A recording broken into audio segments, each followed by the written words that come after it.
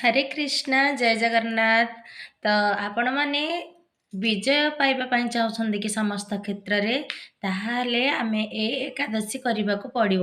ତ ଏଇ ଯେଉଁ ଆମର ଫାଲ୍ଗୁନ ମାସର କୃଷ୍ଣ ପକ୍ଷର ଏକାଦଶୀକୁ କ'ଣ କୁହାଯାଏ, କେଉଁ ଦିନ ପଡ଼େ, ଆସନ୍ତୁ ତାହା ଜାଣିବା।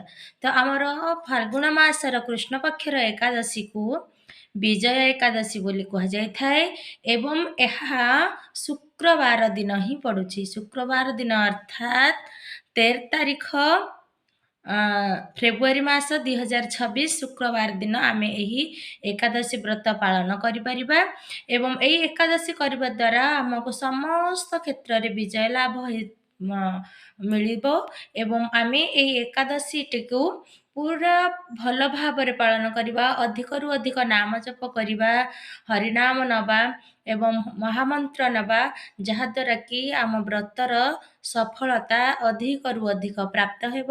ସ୍ୱୟଂ ଭଗବାନ ଶ୍ରୀରାମଚନ୍ଦ୍ର ହିଁ ଏହି ବ୍ରତ କରିଥିଲେ ବା ଏକାଦଶୀ କରିଥିଲେ, ଏହି ବିଜୟ ଏକାଦଶୀ କରିଥିଲେ ଏବଂ ବିଜୟ ପ୍ରାପ୍ତ ମଧ୍ୟ କରିଥିଲେ। ହରେ କୃଷ୍ଣା।